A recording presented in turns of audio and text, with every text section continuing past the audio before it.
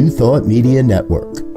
We are a global broadcast network of positive music, media, and entertainment, inspiring humanity's evolution along the journey of enlightenment and creating a world of love, peace, empowerment, and prosperity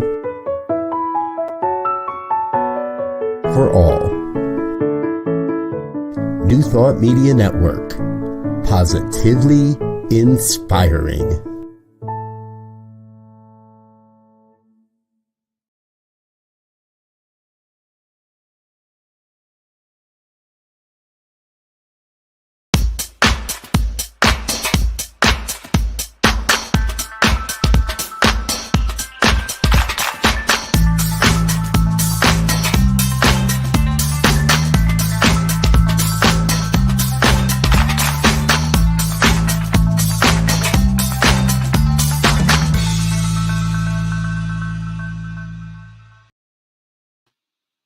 Hi, hello, it's me, Bonnie Gonzalez, your doula for grief. And I am still a grief coach, a registered nurse, a religious science practitioner, and a licensed soul collage facilitator, and also a human being on this planet with you, sharing the space today. And I just want to welcome you, welcome. If it's your first time, hooray, I'm glad you decided to join us. And if you're returning, I'm honored to know that you're finding value in this program and want to return. Oh, nothing gets all of my burners fully charged and alive than discussing grief.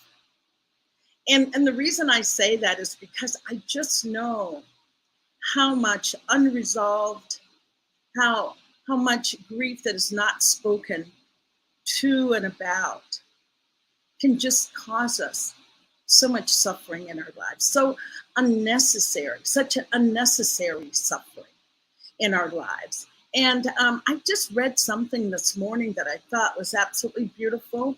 I love how things just fall into your lap at just the right time. And this was from Tricycle Magazine. It's a great magazine, just a philosophical magazine. And this author is just talking about grief.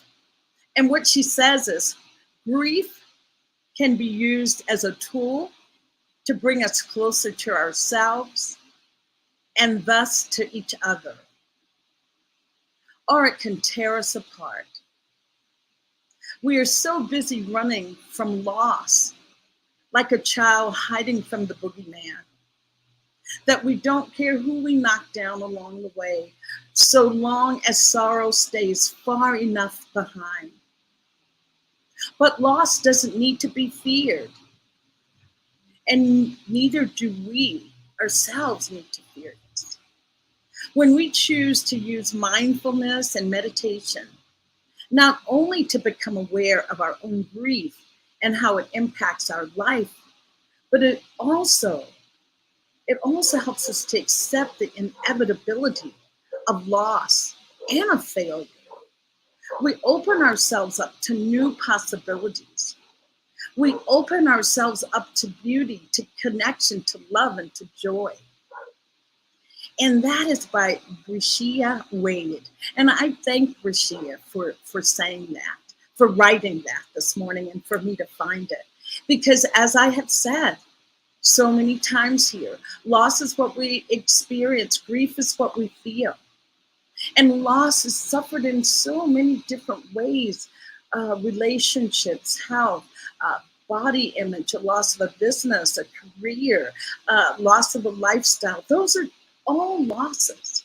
So we are surrounded with those possibilities of suffering loss at any time. And then with that said, it is the grief that we feel from these losses. And if we can learn to just lean into those emotions, into the discomfort, we can then begin to resolve. Then we can begin to heal. But this is my realization. This is what I know for a truth. For my truth is that before we can heal grief, we need to know how to be with grief. And learning how to be with grief is the number one starting point, to be with grief. And that's what we're doing today during the show, being able to talk about grief. I had lunch with two beautiful women that met because of this program, Your Doula for Grief. They were both sharing a Facebook post and comment, and they liked each other, realized that we're all right here in Jalisco, Mexico, in the Lake Chapala area. And they decided to meet and invited me for lunch. And I just thought, the three of us had lunch, and I just thought, look at the beauty of building community that we can have when we discuss grief. This was definitely one of those high points for me of validation, of discussing grief as where it can move you to, and where it can move our communities to. Two beautiful women coming together to share their stories and building a friendship from there. So with that part, I'm just overjoyed. And like every week, there's a guest, or most weeks there's a guest, but every week there's a theme. And so this week, our theme or our topic of discussion is the chaplaincy. I have my beautiful guest, Chaplain Floria Johnson Mason, who is a crisis intervention pastoral care chaplain. She studied and received her crisis pastoral care, clinical pastoral education from the University of New Mexico Hospital. She's also an ordained minister, but she's not allowing me to call her Reverend today, but I still love her. And she's a senior chaplain in the International Fellowship of Chaplains. Chaplain Floria has also been an emergency mental health first aid for those who find themselves experiencing sudden grief and loss from trauma. So just welcome me, or help me welcome my beautiful guest today, Chaplain Floria Johnson Mason. Hi, Bonnie. Oh, Floria. And hello to everyone else out there. Thank you for the invite, Bonnie. I'm so honored to be on your program today. Yes, well, I am honored to have you. And you just are such your experience, your background. I just know that your story and your share can help so many to move forward. I hope so. In this emotional, Yes. in this emotional arena called grief. Yes. So why don't you just take a minute, Chaplain Floria, and tell us a little bit about Chaplain Floria. Oh, well, a little bit of my background. I grew up in New Jersey, and I have 4 beautiful sons and 4 beautiful grandchildren, all grown, thank you, Lord. With all of that, I was a single parent for a lot of years, and I chose chaplaincy because I have met a lot of people who are in grief and pain, and they don't know how to navigate themselves through the grief and the loss. And so in 20, well, let me just give you a little story about why I became a chaplain. Yes, that sounds like a good place to start. My mom died in 2003 from, she had lung cancer, and she was in hospice care. And the nurses had called me and let me know that she was actively dying at that point. She was 40 miles from where I was. So I'm praying all the way. I said, Lord, let my face be the last face she sees here in the earth, and let your face be the first one she sees when she enters into heaven. And I Oh, got there before she died. And when I walked into the room, I sat by her bed and I just held her to my chest and I just rocked. yeah. And a woman walks into the room. She introduces herself as Beth. She was, and I do change names. I'm not using a person's real name. And she introduced herself and she just walked over into the corner. So Mm. I'm involved with, my mom and saying goodbyes, and I'm whispering in her ear and I'm telling her it's okay. You can go home and be with the Lord. I'll be Mm. okay. And I just rocked her and held her until I felt her body go limp. And I knew at that point she was gone. But I'm Yes. still rocking and I'm still praying. Maybe God, you'll do a miracle and, Yes. just revive her. So I finished, I laid her back in the bed and I sat in the chair and I heard this voice come from the corner of the room, and it was the chaplain. And she's saying, do you want me to stay with you until your mom is picked up? And I said, no. Is Mm. there anyone I can call for you? No. Would you like prayer? And to that, I said, yes. And she prayed with me. She didn't just pray for me, she prayed with me. Mm. Yes. Yes. And I never forgot that. And so, it was about maybe 3 or 4 months later, Mm. I audibly heard the call. And I'm like, I know you're not talking to me. I, Well, it's been a mistake. Huh? yes. And it took another 3 years from hearing the call of God on my life to become a chaplain. Mm. I didn't start the process until 2006. Mm. And I started with the International Fellowship of Chaplains, which is a community-based chaplains program. Mm-hmm. And Mm-hmm. that's where I began. And I wanted more. I knew there was more. And God gave me the scripture in Isaiah 61. For the Spirit of the Lord is upon me, Yes. Yes. because he has chosen me to heal the brokenhearted.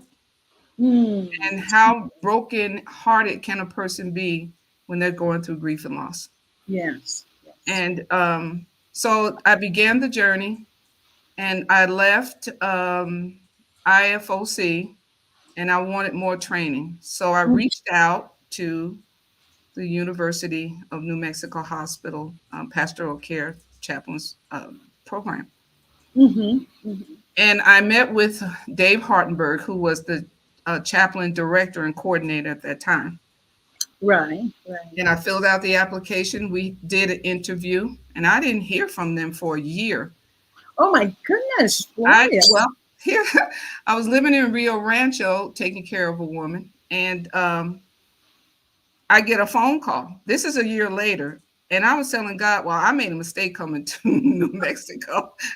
I'm going home. I'm going back to Virginia." And Right. I had the pod in the driveway loading my stuff when I got Right. the phone call. And he said, Right. "This is Chaplain Hartenberger. Do you remember me?" I said, "Yes." He said, "I'm doing one more pastoral care chaplaincy program. Are you Right. still interested?"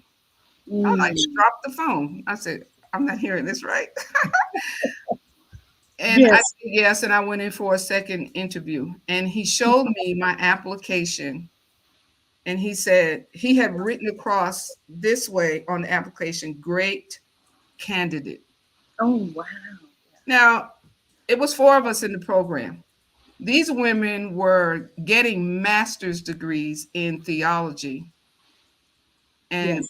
I didn't feel adequate to Mm-hmm. be in this program. I was the only one who did not have a degree in anything. Yes. But Yes. because I believed God showed him the potential that he had for me to be a chaplain, he allowed me to be in the program. Yes, yes. So there was, yes. So there was a year of training with patients in the hospital who requested chaplains or chaplaincy services. So I would go to rooms and I would sit down and talk with people. Mm-hmm. I had to write verbatims Right. and all the things that clinical pastoral education requires, which is a lot. I was on Mm-hmm. call every other weekend and during the week. It was Right, rough, right, right. The training itself was but very rich. valuable. Um, Yes. mhm. I um, have, yes. oh, no, no. I was just going to say, it sounds like divine intervention that you wound up in the program. It But it was.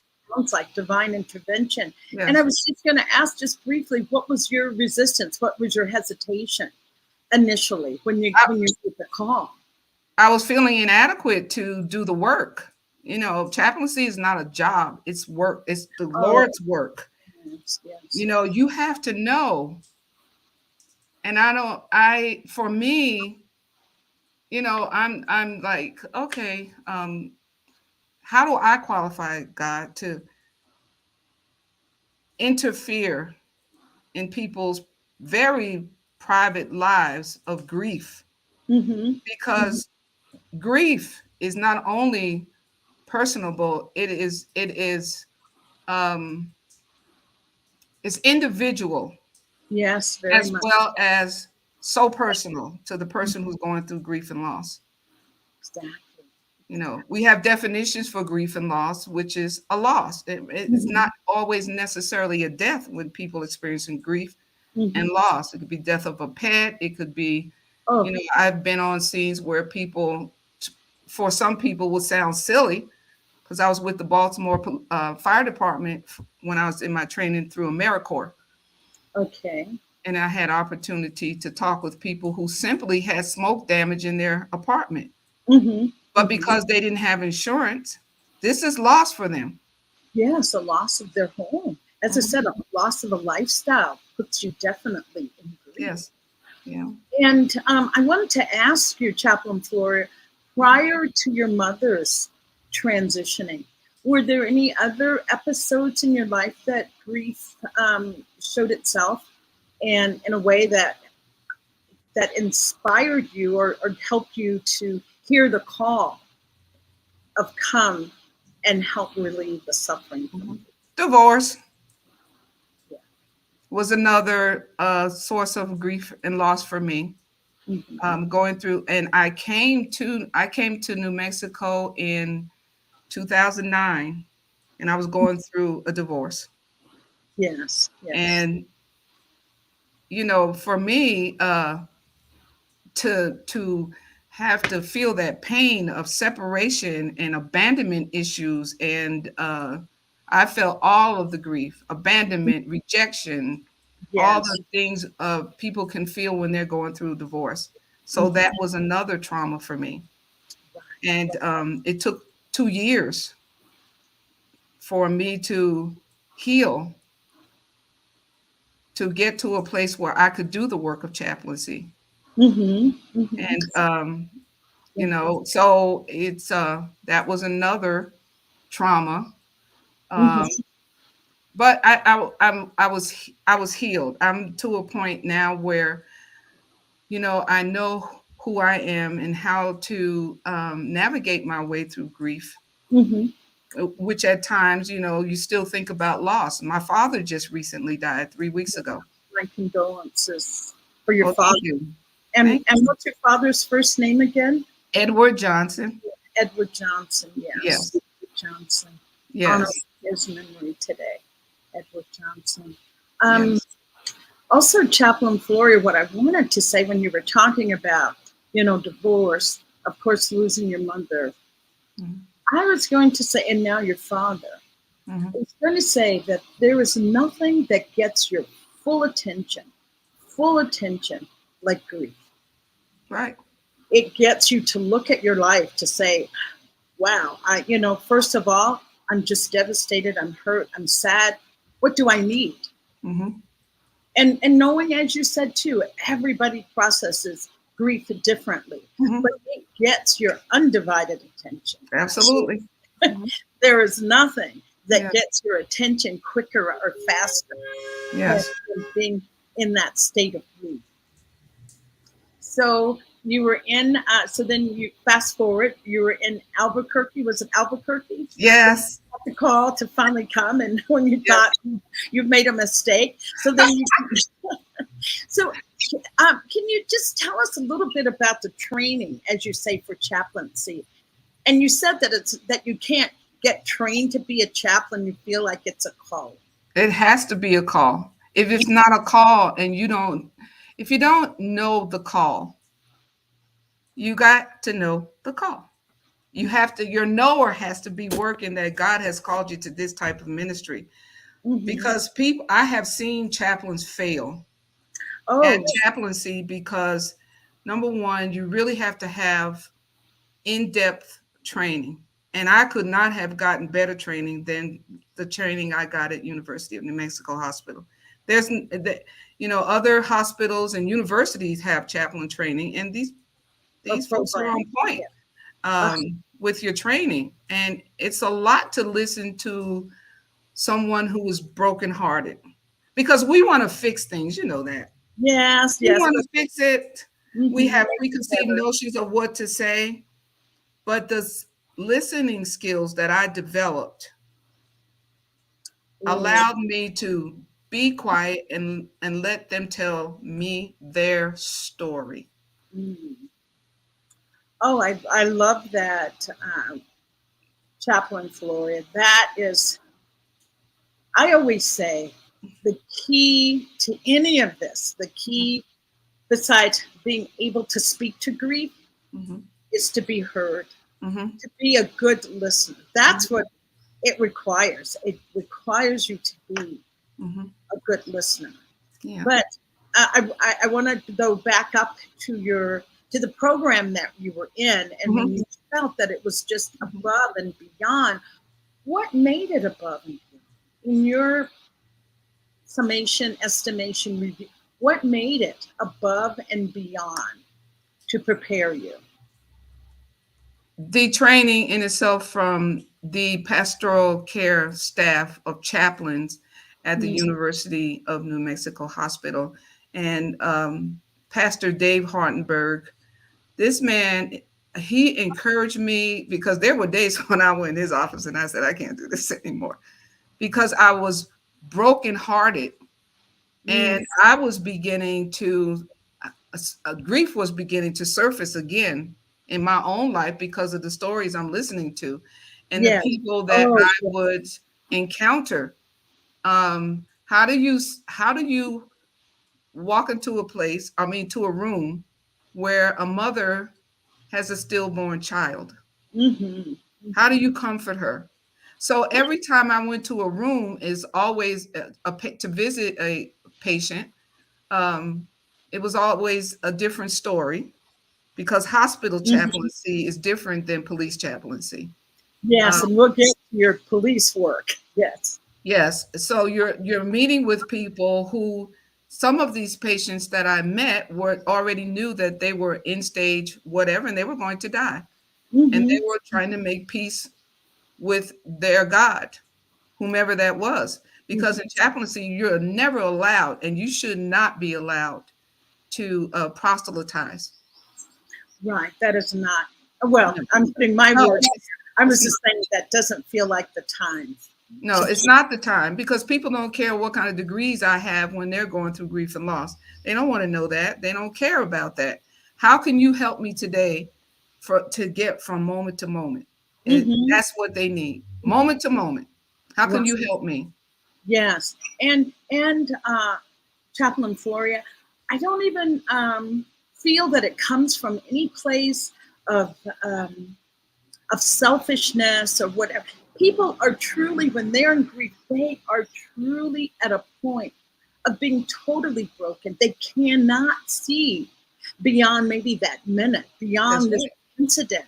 And I think with any training for nursing, for anyone that's doing work, hospice, caregiving work, that that has to come, that understanding has to come first. Right. And foremost. Right. And I did a lot of, I worked in ICU quite a bit during my career as a nurse. And when I did training for ICU nurses with new nurses, that's what I would say. If you can't see it that way, then maybe this isn't the career for you. Right. This just isn't, because it doesn't get easier as you go along. It becomes more difficult. Yes. So I really appreciate hearing that is not the time to proselytize. No. And a lot of statements that come from people meaning well are not, it's just not that time. Would you agree that, I think you've already said it, Reverend, I'm calling you Reverend. Reverend Chaplain, Floria. It's okay. Any other titles you'd like to have today? No. I can bestow them. Yeah, but that just really got me to thinking about that. I chose chaplaincy over pastoring, and I've been in a couple of churches, and I don't like pulpit ministry because I realize why according to the word, Jesus carried a staff. Sheep bite, and I didn't want to be bitten. Okay, I'm sure that's only a very small margin of pulpit ministers that need that bite, but thank you. Yeah, they go through a lot. And with chaplaincy, I had more freedom to go to the disaster areas. I've been in Louisiana, not for Katrina, but for Hurricane Gustav in 2008. 2008, okay. Yes, and we were at a community center, and people were coming into the community center because they were sheltering at this place in Louisiana. And so I had opportunity to share. I wasn't sharing the scripture per se, but because I knew how to bring the comfort, to a person for that moment that I was there with them. Right. And so that's how chaplaincy should work.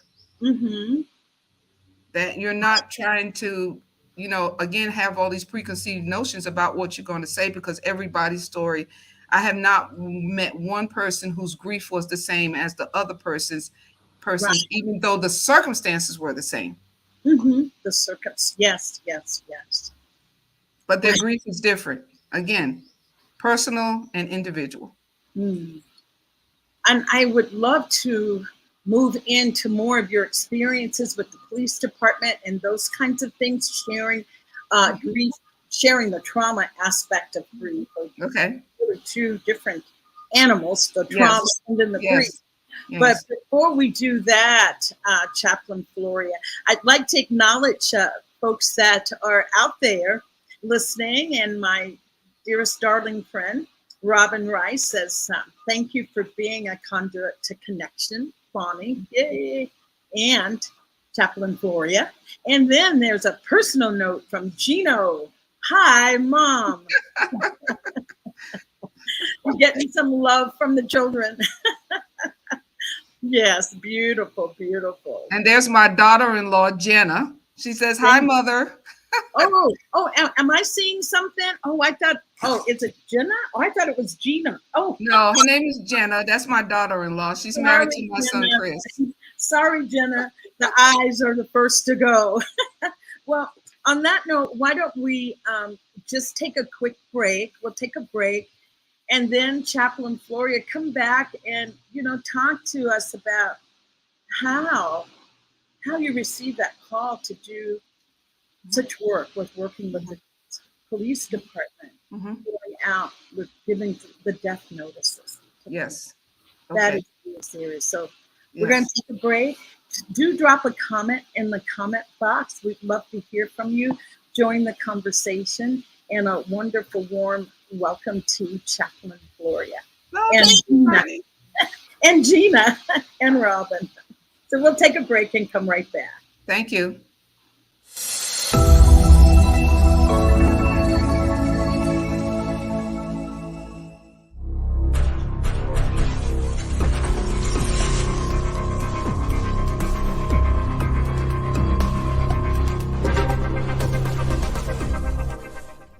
New Thought Media Network. We are a global broadcast network of positive music, media, and entertainment, inspiring humanity's evolution along the journey of enlightenment and creating a world of love, peace, empowerment, and prosperity for all. New Thought Media Network. Positively inspiring.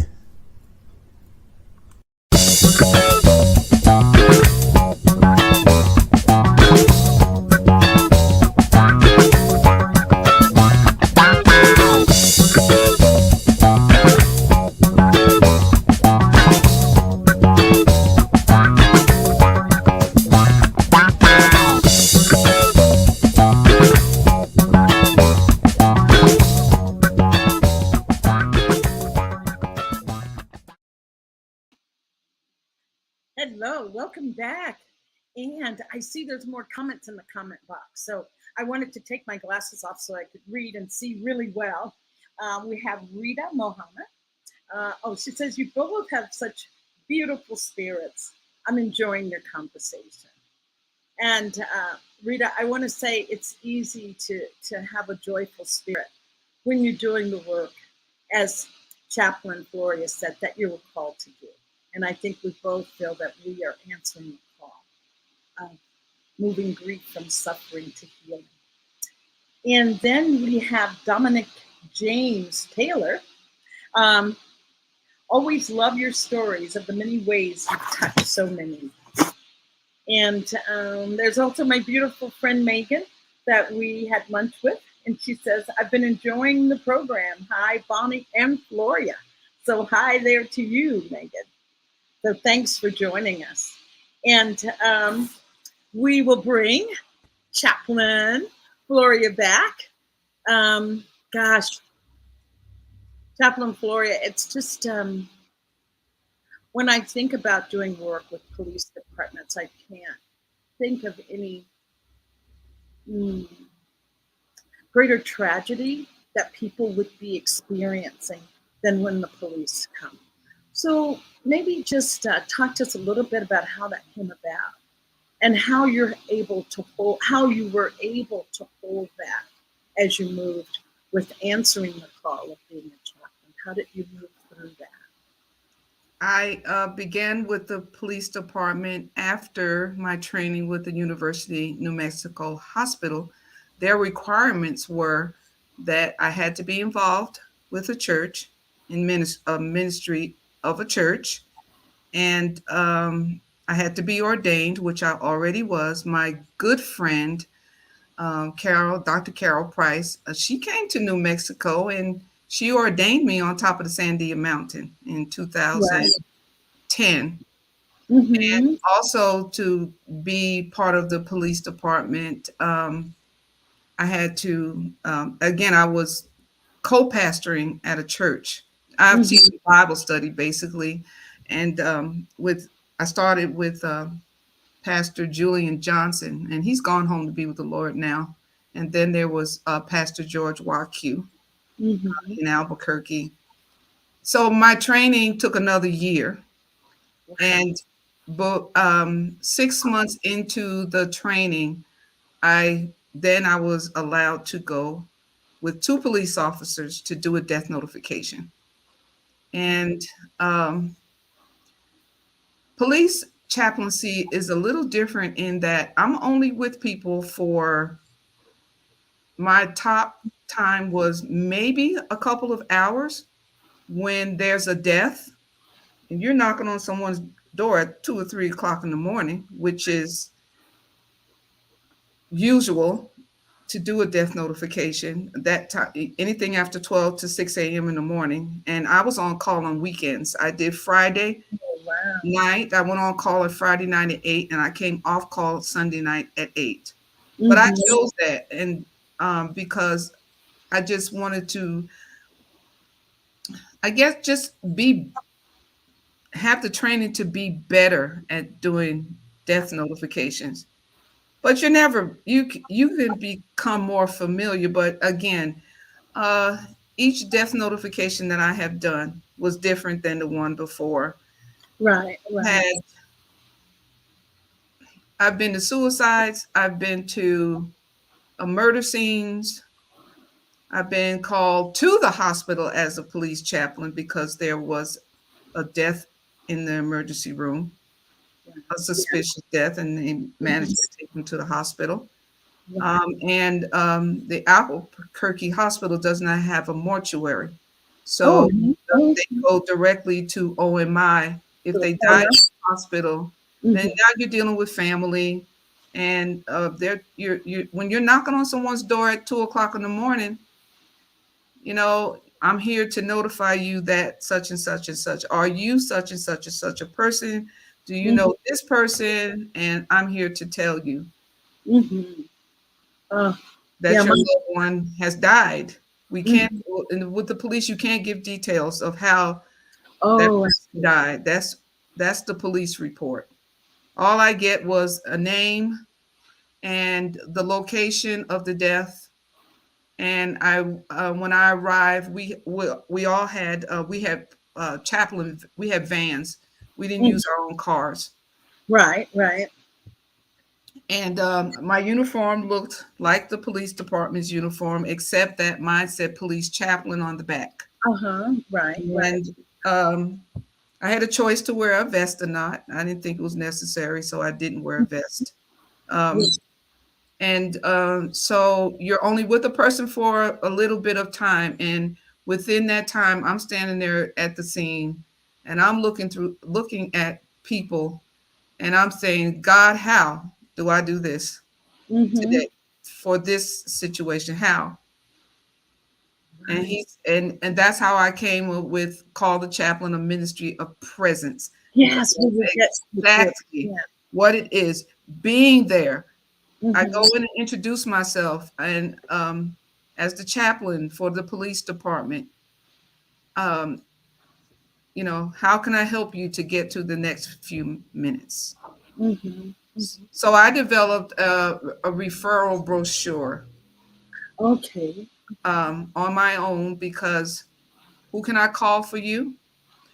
Can I call a funeral home for you? If there was a death in a home, the coroner always showed up and they did their investigation. And then it's either take them to that person, to the coroner's office, and then call a funeral, or call a funeral home and they'll directly pick that person up.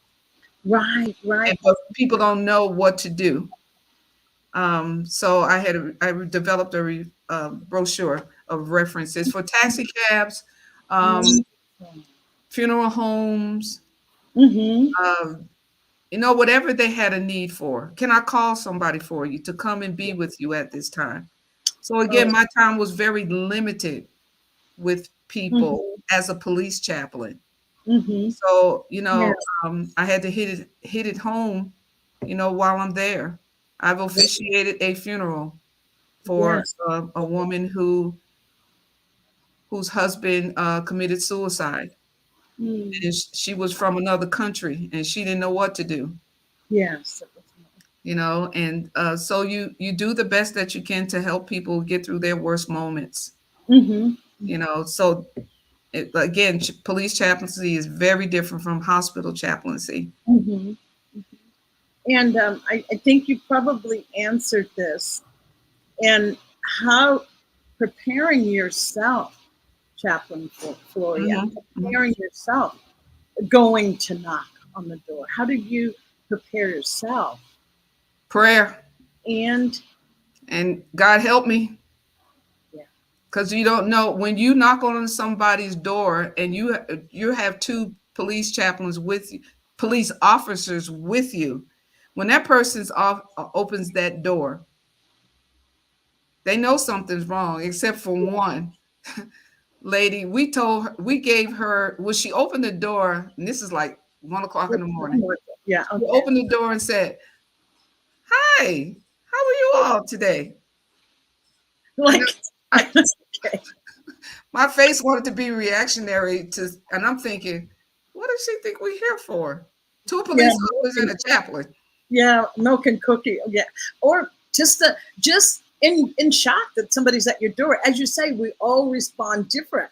Yes. I mean, my first response would be, my heart would drop. It's like, oh, just please. Something's awfully wrong here. Yes. I hope it's not bad news. You got the wrong house, or yes, a multitude of prayers that I would start. But this person, as you said, and how do things proceed from there? Well, we asked her, could we come in? And we always have to ask the question, is there anyone else in the house? Because when you're giving that death notification, you don't know how people are going to react. Chaplains have been attacked. People, I had one lady, she, I learned that you don't stand too close to people when you're getting, she just held on to me and I went down to the floor with her. Yeah. And she's trying to absorb this news that her son was dead. Again, we cannot give details of the death. We can't say, well, your person was killed, your loved one was killed. We can't give them any details. That's up to the police. And that's what they're there for, to give them as much details as they can. And you can't go alone anyway. Yes. So so you give them a few seconds to absorb the news, and you keep your distance. The police keep that. And the reason why we ask, is there anyone in the house? Some people scream, and if you hear you're in the house with someone and they're screaming, and you're going to come out with whatever. Wow. What's going on? People have come out with guns and knives, and because they heard someone in the house scream. But we've given them that information. So we ask, is there anyone in the house, anyone else in the house? And I was going to say, as hard as that is, and as difficult, as dangerous as it is, what motivated you to keep going? What made you, or what was it inside of you that kept saying, go back, or don't quit, or this is too much? Well, tell me a little bit about your own mental process. I kept remembering Beth. Right. Even though I knew that God was calling me to that ministry, and I actually refused for 3 years. But I kept remembering her and how she stayed with me. She was there, even though she was over in the corner, she was present to help me. And I know that my heart likes to help people. I really do. I need to be able to help people through and that, what could be any worse than going through grief of a loss of any kind, and to have someone there for you. Now, the difference between me and a grief counselor.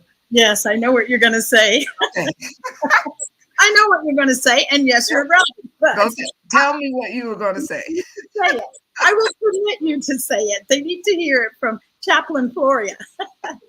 I'm only there with people for a very brief time, whereas ongoing therapy, I'm not a licensed therapist or a grief counselor. So I cannot hang my credentials and say, come over here and you have to pay me. I'm helping people to navigate, to get to that point where I know you need more help than I can give you. Yes. Because I'm listening. Yes. I can't advise you about your grief, but I give you, whatever state you live in, look up references for a grief counselor.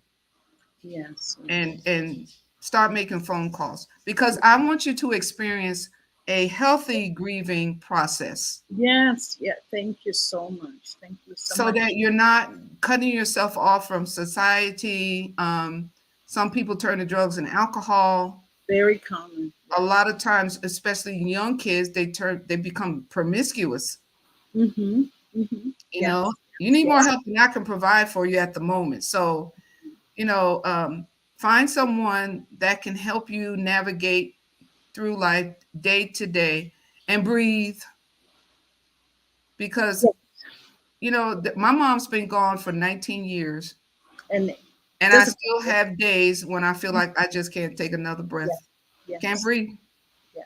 Because I think about her and I miss her. Mm-hmm. She's my mom. And you know, and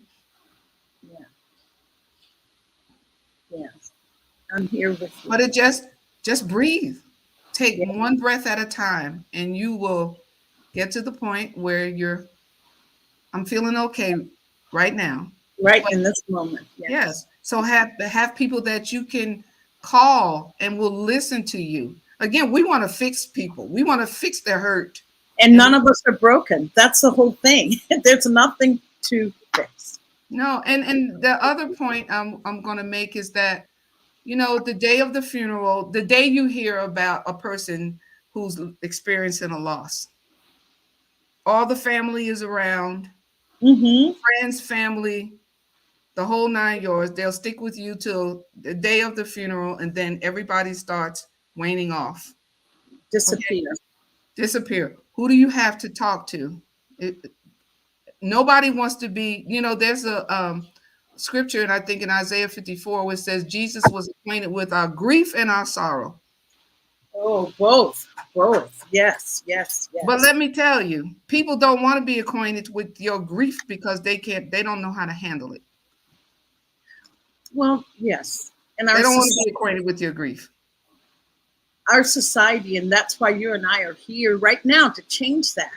Yes. As I said, how can you heal from grief when you don't even know how to be with it? Yes. That is the mission today.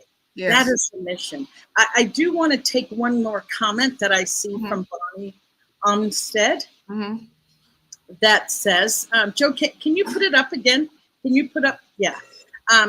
Do you feel that when people make the transition, it is an honor to be present, as this is a sacred rite of passage? And Bonnie, I will speak to that. I have been at the bedside of so many people that have transitioned. And I would have my own ritual and way of praying at their bedside when they did transition.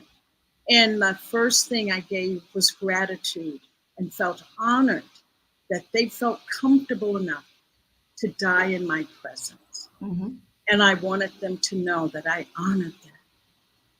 And during that time, being in ICU, I was a practicing Buddhist. And in Buddhism, the idea was that you don't touch the body for 2 hours because of the transition that's going on. And believe me, I would honor that. But sometimes it was a battle. Sometimes, you know, because it is a hospital. There's somebody else in the emergency room having chest pain that needs to get in that bed. But I always held that person that had just transitioned as the most sacred in that moment, the most sacred. And I don't know about you, Chaplain Floria, and I'll ask you this. A part of my self-care, and I want to ask you about your self-care during this. When I was working with patients, if say I was taking care of them and they got sicker and sicker and they transitioned while I was caring for them, I would clean them and do everything that I needed to do. But it's when the family came, this person was suddenly somebody's father, somebody's brother, somebody's cousin, best friend, and they would sob. I would give myself permission to cry right along with them. Absolutely. Because my holding it back, my trying to, I'm a professional nurse. No, that was too stressful for me. That was the way I honored their lives, and I honored mine by allowing myself to feel. I see that one, and I'll let you take the question as well. Bonnie Umstead, she has a tattoo on her arm. It's in Sanskrit, and it's right on the inside of her arm that says breathe. So Chaplain Floria, just as you said. So just want to ask, as you said, about breathing, being able to breathe. And I wanted to ask you about your self-care practices during this intense work. Yes. I learned how to breathe when I had a very intense call. And there were chaplains. I've been trained for briefing and debriefing. And what is grief? briefing, going through a brief situation before we went to a call, yes. and debriefing after a call. Oh. And when my calls were tough, there was always a chaplain through the police department to debrief with. There were with the police department, and there was, when I was a hospital chaplain, there was also always staff chaplains you could call if you had a very tough call. And then salsa dancing is my answer to. I feel you on that. I gotta go somewhere, and I've been salsa dancing since I lived in Charlotte, but to be able to breathe and calm myself and do something fun. That's my breathing. When I'm able to, not think about anything and debrief myself if there's no one else around too. And that's my happy place right there, salsa dancing. I was going to say, I always say, I work really hard. It's a difficult subject, sometimes being and sadness and hearing stories. Yes. And I am human as well. I am human. I have to realize that first and foremost. And so I said, I work hard. I really work hard. Yes. But I play even harder. I play even harder, have fun, laugh, have good times. Because what this work has taught me or shown me more than anything is that we can hold both. Yes. We can hold deep sadness and pain. And I think that every person who deals with grief, or, psychiatrists and psychologists, they have a person that they can go to. Why should we not you make it a purpose to have someone that you can talk with and debrief with, somebody you can trust with with what you're going through, whether they understand it or not, you're able to talk. Yes. Yes. Yeah. So since I'm here in Mexico now, I have you. Situation with white. Yes. Oh, yeah. I was gonna. Okay, a lot is breaking up right now. I don't know what's going on. Bye. Just say, I don't want to call it.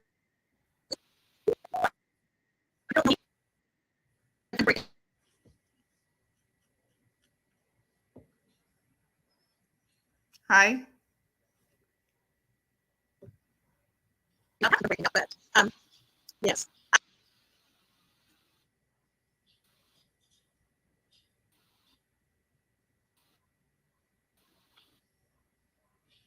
I think we're having a little technical difficulty.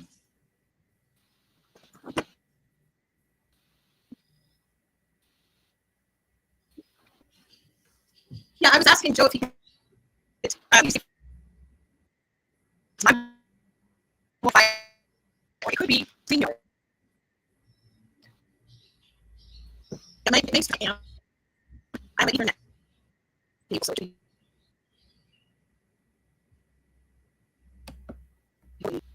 stable. Oh, right.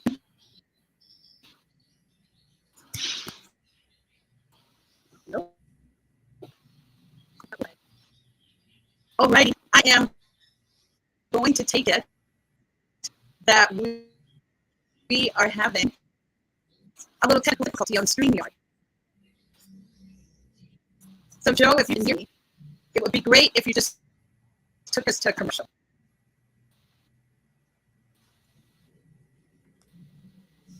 Joe? All right, Joe.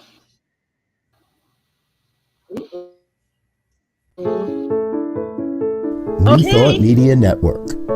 We are a global broadcast network of positive music, media, and entertainment, inspiring humanity's evolution along the journey of enlightenment and creating a world of love, peace, empowerment, and prosperity. for all. New Thought Media Network. Positively inspiring.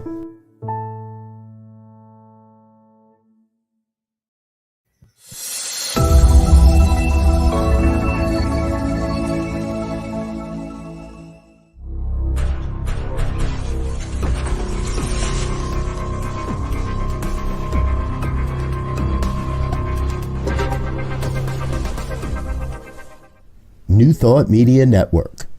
We are a global broadcast network of positive music, media, and entertainment, inspiring humanity's evolution along the journey of enlightenment and creating a world of love, peace, empowerment, and prosperity for all. New Thought Media Network. Positively inspiring. Hello there. Well, I'm back. I hope Floria is still there. Hey, I'm here. I just think that we are two powerful women, you know? Yes. We have just set the internet ablaze here. But I think I'm good. I have Ethernet, so maybe it was just StreamYard. I just want to say, Floria, Chaplain Floria, this has just been just a fantastic hour that has flown by way too fast. I want you to talk just a few seconds about your new book, if you don't mind. We couldn't get a copy of the cover, but she has a new book. And when it's published, we will have her to come back. And if you talk just a minute about your book, that would be so appreciated. Yes. The book is called The Chaplain, a Ministry of Presence. The book is about my experience and my training to become a chaplain and ongoing service to those who are, again, experiencing traumatic grief. I will, you can contact me through my email address.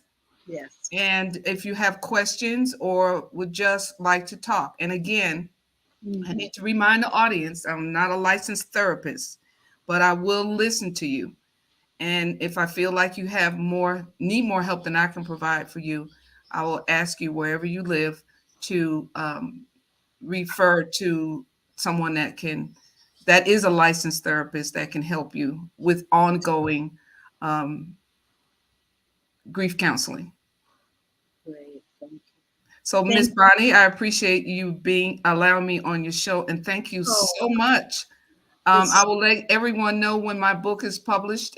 Will be in December. And you'll come back. You'll come back to discuss some excerpts from your book. Yes, I will. That will be a lot of fun. Yeah. Oh, yes. Maybe we'll have to have a 2-hour show, or we'll record for 2 hours and do a 2-part series. Okay. So, yes, I just want to thank you so much, Chaplain Floria, for enlightening us. You're welcome. Just what a beautiful person you are. What a beautiful light you're shining on the Thank you. And knowing that the work that you have done and continue to do is vital and necessary. Yes. And also thanking New Thought Media Network for having this platform that allows me to bring on such a beautiful guest and to help continue to move the needle on discussing grief and see that we can still smile, even if we're discussing grief. As I said, we can hold hope. So New Thought Media Network, make a donation so that we can continue to have beautiful programming. Later today, we're having a Circle of Peace, and that starts at 4 p.m. Mountain Time with Gina Pinta. And if you didn't catch Cosmic Prayer this morning, I advise you to go back and watch. It was a great program this week, Cosmic Prayer on at 10 Mountain Time. So anyway, thank you, everyone. And I just want to leave everybody with a question to ponder for yourself today. Mm-hmm. Ask yourself, what do you need? Mm-hmm. Just look in the mirror and say, what do I need today? And whatever comes up, do it. And don't do grief alone. Don't do grief alone. Amen. Yes, and I'm a grief coach, as I said. So please, know you're not alone. Thank you so much. Thank you so much. And I will see everyone next week when we discuss cultural rituals around grief. Okay. Ciao. Thank you. Chaplain, Floria. On behalf of everyone at New Thought Media Network, thank you for being a member of our virtual family. Your financial contributions help share the New Thought message with people from around the world. Please visit and contribute at www.ntmedia.org/donate. New Thought Media Network. Come be you. And please like, share, and subscribe. Until next time, peace and blessings.